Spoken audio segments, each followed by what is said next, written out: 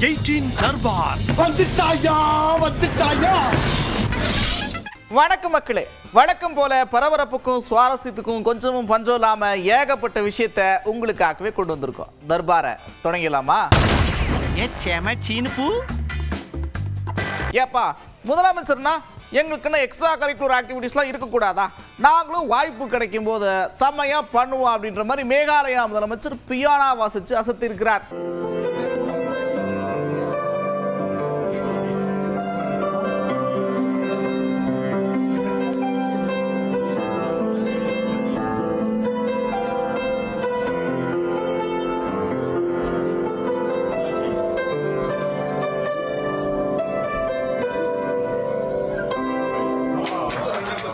ஒருத்தர் டர்பனுக்கு ஏத்த மாதிரி கார் வச்சிருக்கிறார். அதுவும் என்ன காரு? ரோல்ஸ் ராய் கார்ஸ் ஏகப்பட்டது வச்சிருக்கிறார்.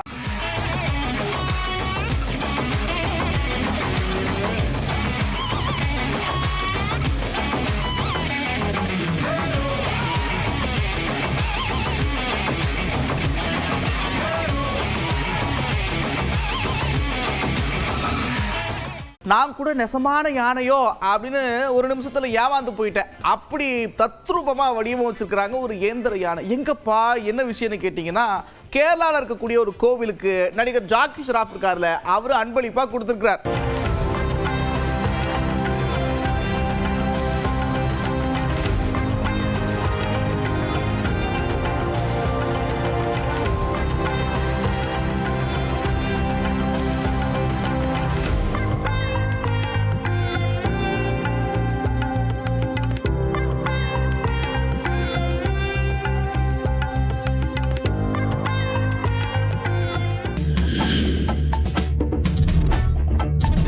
நாளுக்கு நாள் பழங்குடியின மக்கள் தொடர்பான விஷயங்களை தெரிஞ்சுக்கணும் அப்படின்ற ஆர்வம் எல்லார் மத்தியிலும் இருக்கிறத பார்க்க முடியுது. அதுவும் பழங்குடியின மக்களுடைய அந்த விழா கொண்டாட்டம்லாம் இருக்குல்ல, அது அவ்வளோ கலர்ஃபுல்லாக சூப்பராக பாரம்பரியமாக இருக்கும். இப்போ என்னன்னு கேட்டிங்கன்னா, உதகையில் ஒரு கண்காட்சி தொடங்கியிருக்கிறாங்க. பழங்குடியின மக்கள் தொடர்பான கண்காட்சி. மக்கள் மத்தியில் பயங்கர வரவேற்பு.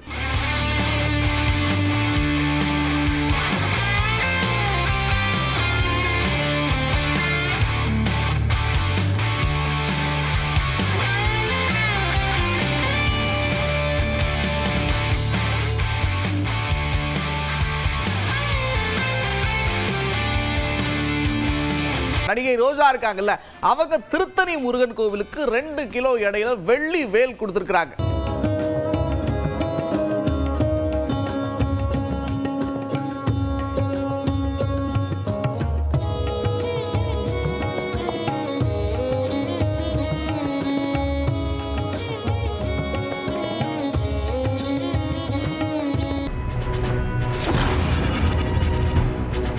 படத்தில் இருக்கக்கூடிய வன்முறை காட்சிகள், இந்த மாதிரி ஏகப்பட்ட விஷயத்தை அடிப்படையாக வச்சு தான் ஏ சான்று, U/A, இந்த மாதிரி சான்றுலாம் கொடுக்குறாங்க தணிக்கை குழு. சமீபத்தில் வெளியான கூலி திரைப்படத்துக்கு ஏ சான்று கொடுக்குறாங்க. குடும்பமாக கூலி படத்தை பார்க்க போனால் நிறைய இடத்துல குழந்தைங்களை அலோவ் பண்ண முடியாது அப்படின்னு சொல்லிட்டு திரையரங்கு உரிமையாளர்கள் தடுத்துடுறாங்க. இதுக்கப்புறம் தான் அந்த ஏ சான்றுனா என்னப்பா அப்படின்றது கூடுதல் கவனம் பெறுது. இதை நீங்கள் எப்படி பார்க்குறீங்க, எப்படி சரி செய்யலாம் அப்படின்னு மக்கள் கிட்ட கருத்து கேட்டிருக்கோம். மக்கள் பல விதமான கருத்துக்களை சொல்லியிருக்கிறாங்க. பார்ப்போமா? பிள்ளைங்க நம்ம கண்ட்ரோலில் தான் வச்சுக்கணும். நம்ம தான் கூட்டிகிட்டு போகக்கூடாது. இல்லைன்னா டைரெக்டாக தான் போய் டிக்கெட் எடுக்கிற மாதிரி வச்சுக்கணும். ஆன்லைனில் டிக்கெட் பண்ணால் அது கொடுக்க தான் செய்வாங்க. ஏ படம்னாலும் அந்த இது எதுனே தெரியாத அளவுக்கு, பிள்ளைங்களுக்கு இல்லாத அளவுக்கு, உணர்ச்சியே இல்லாத அளவுக்கு மொத்தமாக எல்லாம் ஒன்றாயிருச்சு. அது என்ன பொறுத்தளவுக்கு தப்புன்னு தான் நினைக்கிறேன். ஆனால் சில தேட்டரில் அதுவும் விட தான் செய்கிறாங்க இந்த காலத்தில். அது வேணால் மாறணும். நம்ம பிள்ளைய பார்க்கக்கூடாதுன்னா நம்மளும் பார்க்க வேணான்னு அவங்க சாக்ரிஃபைஸ் தான் பண்ணணும். டிக்கெட்ஸ் புக் பண்ணுறதுக்கு முன்னாடியே நம்ம அது என்ன சர்டிஃபிகேட்ஸ் அப்படிங்கிறத நம்ம பார்த்துக்கலாம். அது ஒரு சொல்யூஷன். நீங்கள் ஆன்லைனில் பண்ணுறீங்க அப்படின்னா ஒரு ஏஜ் கேட்டகரி ஃபில் பண்ணுற மாதிரி இருக்கும். ஏஜ் சர்டிஃபிகேட் ஃபிலிமுக்கு ஏஜ் கேட்டகரிக்கு ஒரு ஆப்ஷன் கொடுத்துருங்க புக் பண்ணும்போது. அப்போ கண்டிப்பாக அந்த ஏஜ் கேட்டகரி மென்ஷன் பண்ணால் தான் டிக்கெட் புக்கிங் போகும். அதனால் எல்லாருமே அவேர்னஸ் இருப்பாங்க. ஆன்லைனில் புக் பண்ணும்போது இவங்க குழந்தைங்க தான் புக் பண்ணுறாங்க, பெரியவங்க தான் புக் பண்ணுறாங்கன்ட்டு அவங்களுக்கும் தெரியாது. அடல்ட்ஸ் ஒன்லிங்கிற வேர்டிங்கோட டிக்கெட் பதிவு இருந்தால் பொதுமக்களுக்கும் திரையரங்கு ஊழியர்களுக்கும் எந்த விதமான வாக்குவாதமின்றி திரைப்படம் பார்ப்பதற்கு ஏதுவாக இருக்கும் என்பது என்னுடைய கருத்து. குழந்தைகளை மனதில் வைத்து இனிமேல் எடுக்கக்கூடிய படங்களை ஒரு தெளிவான முறையில் குழந்தைகளும் பார்க்குற மாதிரி எடுத்தால் நல்லா இருக்கும்னு நினைக்கிறேன். வன்முறை இல்லாத, ஒரு ஆபாசம் இல்லாத இந்த படத்தை எடுங்க, நாங்கள் ஆதரிக்கிறோம்.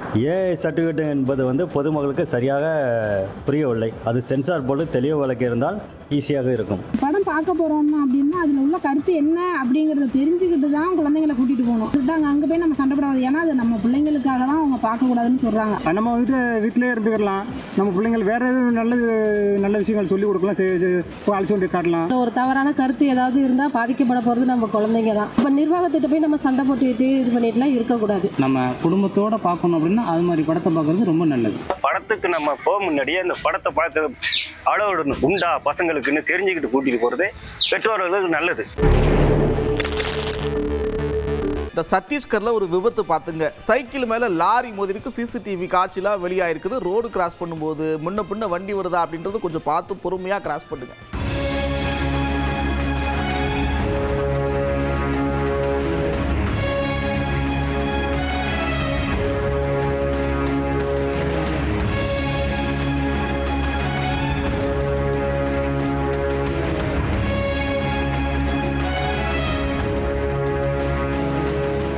இந்த காரை பார்க் பண்ணுறப்ப கொஞ்சம் கூடுதல் கவனமாக பார்க் பண்ணுங்க.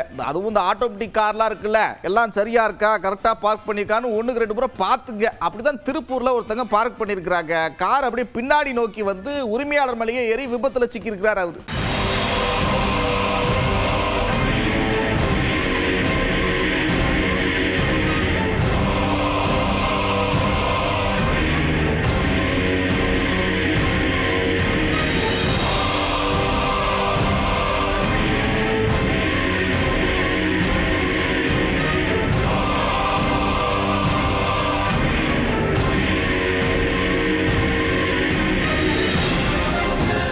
பன்னார்கட்டா வன உயிரியல் பூங்கால ஒரு சம்பவம் ஆகிப்போச்சு பார்த்துங்க. இந்த சஃபாரிலாம் நிறைய பேர் போயிருப்பீங்க. பயங்கர த்ரில்லான எக்ஸ்பீரியன்ஸாக இருக்கும் அந்த பக்கம் போனீங்கன்னா. இதில் என்னென்னா அப்படிதான் சஃபாரி ஒரு குடும்பம் போயிருக்கு. அப்போ சிறுத்தை ஒன்று கார் மேலே இப்படி பாஞ்சு நகம் வந்து உள்ள இருக்கக்கூடிய ஒரு சின்ன பையன் மேலே பட்டுருச்சு. இப்போ பூங்கா நிர்வாகம் என்ன பண்ணியிருக்கிறாங்கன்னா அந்த கம்பி கேப் இருக்குல்ல அதை குறைக்கலாமா அப்படின்னு யோசிச்சுக்கிட்டு இருக்கிறாங்க.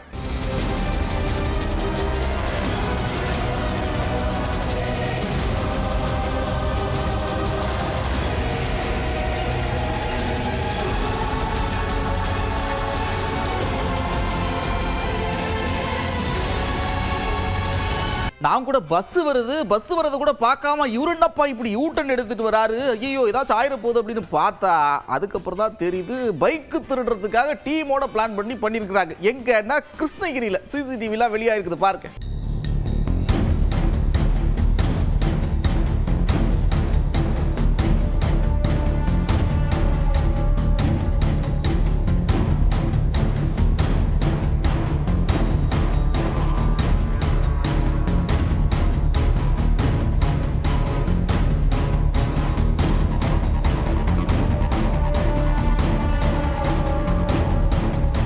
இந்த விழுப்புரம் பக்கம் ஒரு விபத்து பார்த்துங்க.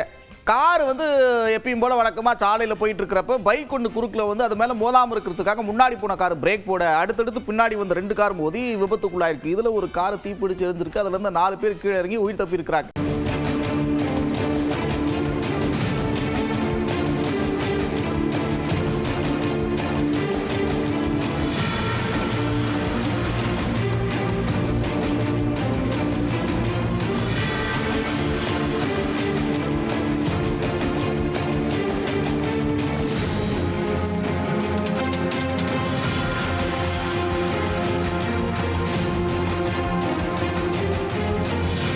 வா வா வா, எத்தனை நாளாக உள்ளே இருக்குன்னு தெரியல, எத்தனை நாள் வந்துக்கிட்டு போயிட்டு இருக்குன்னு தெரியல, இப்போ தான் கண்ணில் போட்டிருக்கேன். எத்தனை பேரை கொண்டிருக்க அப்படின்ற மாதிரி ஒரு சம்பவம் சீர்காழி பக்கம் நடந்திருக்கு. என்ன விஷயம்னா கோழி குண்டில் பூந்த பாம்பு கோழிலாம் கொத்தி கொட்டிருக்கு. நல்ல வழியாக பாம்பு மீட்டிருக்கிறாங்க.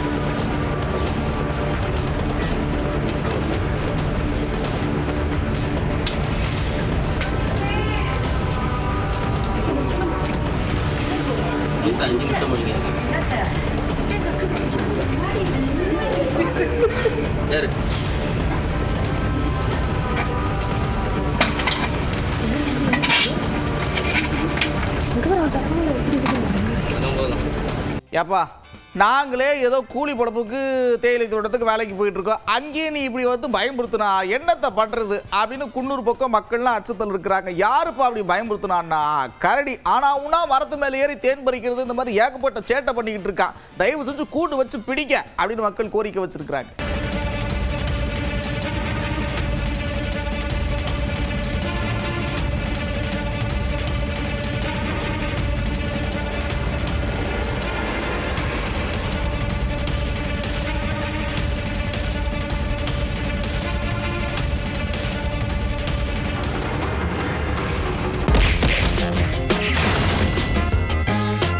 அதாவது ஊருக்குள்ள ஒரு பெரியவர் ஒருத்தர் இருக்கிறார். அவரு என்னென்ன விஷயம் பண்றாருன்னு நினைக்கிறீங்க? எதிர்க்கட்சிகள் பண்ணலாம் சரி, ஆனா இவரு பண்ணலாமா? அது மட்டும் இல்லாம நீங்க கம்பு சுத்த வேண்டிய இடம் இது இல்லைங்க, பாஜக ஆளக்கூடிய மாநிலங்கள்ல போய் சுத்துக்க அப்படின்னு சொல்லியிருக்கிறாரு ஆளுநர் தொடர்பா முதலமைச்சர் மு க ஸ்டாலின். எதிர்க்கட்சிகளை சொல்றத பத்தி நான் கவலைப்படல, அதுதான் அவங்க அரசியல். அவங்களை விடவும் மலிவான அரசியல் செய்யறார் ஒருத்தர், யாரும் தெரியும் உங்களுக்கு. அவர் தான் ஒன்றிய பாஜக அரசை நியமிச்சிருக்கக்கூடிய நம்ம ஆளுநர் ரவி அவர்கள். ஆளுநர் மாளிகையில் இருக்கிறவர் செய்யற வேலை என்ன தெரியுமா? திமுக ஆட்சி மேல அவதூறு பரப்புறார். பெண்களுக்கு பாதுகாப்பு இல்லையா, ஆளுநர் கண்டுபிடிச்சிருக்கிறார். தேசிய குற்ற ஆவண காப்பகத்தின் 2022ஆம் ஆண்டு அறிக்கையின்படி இந்தியாவிலே பெண்களுக்கு எதிரான குற்றங்கள் நடக்கிற மாநிலங்கள்ல பாஜக ஆளுகிற உத்தரப்பிரதேசம் தான் முதலிடத்தில் இருக்கு.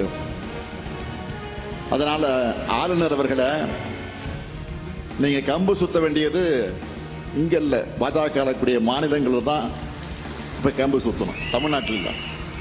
அங்க போய் சுத்துங்க. தொடர்ந்து தமிழுக்கு எதிராக, தமிழ்நாட்டுக்கு எதிராக, தமிழுடைய உணவுகளுக்கு எதிராக பேசிட்டு வர ஆளுநரை வச்சு தன்னுடைய இழிவான அரசியலை ஒன்றிய பாஜக அரசு செய்து இப்படி குற்றச்சாட்டுகளை அள்ளி வீசின பிறகு இன்னொரு விஷயத்தையும் முதலமைச்சர் சொல்றார். என்னப்பா அப்படின்னு கேட்டீங்கன்னா, நல்லதுதான் எல்லாம் நல்லதுதான், அவர் இங்க இருக்கிறது ரொம்ப நல்லது அப்படின்னு சொல்லியிருக்கிறார். என்னை பொறுத்தவரை அவர் தொடர்ந்து தமிழ்நாட்டில் இருக்கணும்.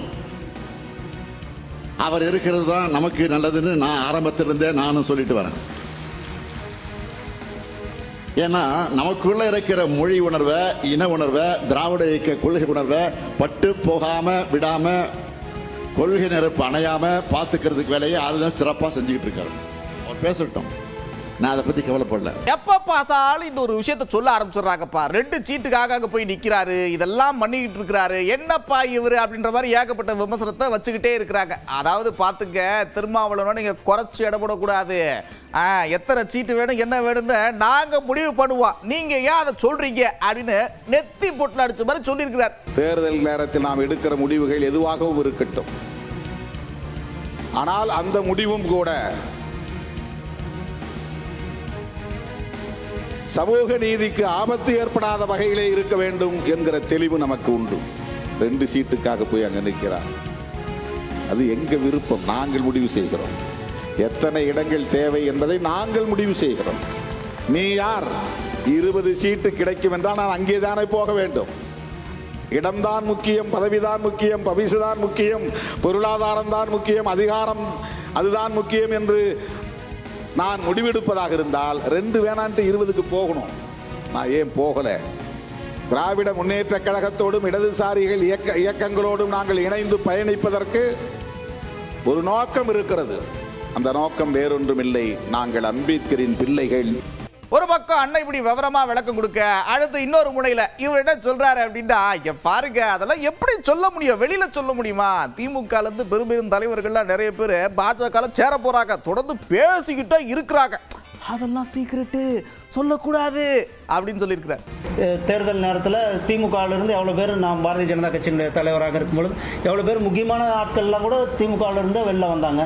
இப்பயும் திமுகவிலிருந்து வெளில வர்றதுக்கு ரெடியாக தான் இருக்கிறாங்க. எங்ககிட்ட பேச்சுவார்த்தை நடந்து கொண்டிருக்கிறது. திமுக யாருன்னு அது எப்படி சொல்ல முடியும்? அது வந்து ஜாயின் பண்ணும்போது எங்கள் கட்சி ஆஃபீஸில் வந்து ஜாயின் பண்ணுவோம், உங்களெல்லாம் வச்சுட்டு தான் ஜாயின் பண்ண வைப்போம். தேர்தல் நேரங்களில் இங்கேருந்து அங்கே, அங்கேருந்து இங்கே, இங்கேருந்து இங்கே பல அது வந்து போயிட்டு வந்து கொண்டு.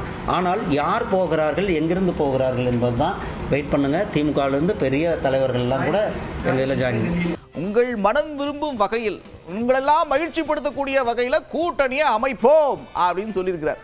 நீங்கள் விரும்புகின்றவாறு நீங்கள் ஒரு நல்ல கூட்டணியை நாம் ஏற்படுத்துவோம். அதற்கான ஒப்புதலை பொதுக்குழுவாகிய நீங்கள், அந்த அதிகாரத்தை பொதுக்குழுவாக நீங்கள் எனக்கு கொடுத்திருக்கின்றீர்கள். அதை சிறப்பாக நான் செய்வேன். அடுத்ததா எம்பி கமல்ஹாசன் என்ன சொல்றாருன்னா, அவருடைய எதிரி யாருன்னு கண்டுபிடிச்சுட்டாரு. யாரா இருக்கும் நீங்களே பாருங்க, அவரே சொல்றார். என் சாதியை சொல்லி என்ன கிண்டல் பண்ணுவாங்க. அதனால என்ன கேட்டாங்க, முதல் எதிரி தேர்ந்தெடுத்துட்டீங்களான்னு. தேர்ந்தெடுத்துட்டேங்க, சாதி தான் என் முதல் எதிரி.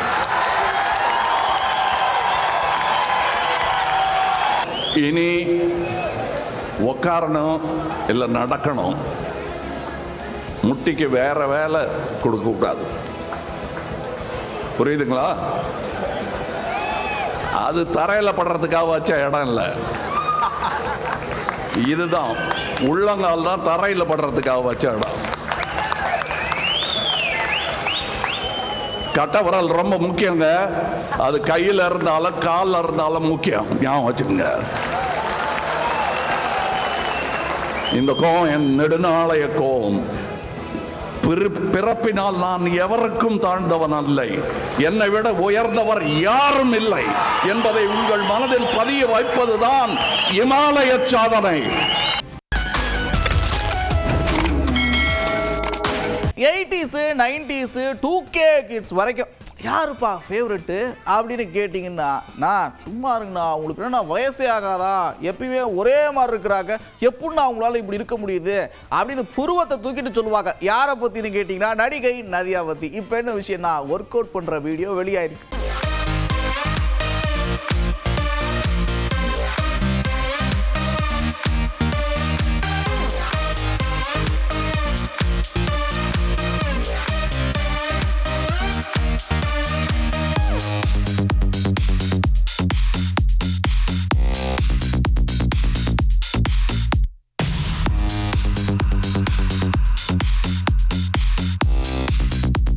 அப்புறம் என்ன, ஜாலியாக சிரிச்சுட்டே ரசிட்டே பார்த்துருப்பீங்க. நான் கடையை முடுற நேரம் வந்துருச்சு. மறுபடியும் இதே மாதிரி ஒரு தர்பாரில் உங்களை சந்திக்கிறேன். அதுவரை விடைபெறுவது நான் நந்தா. இது 18 தர்பார்.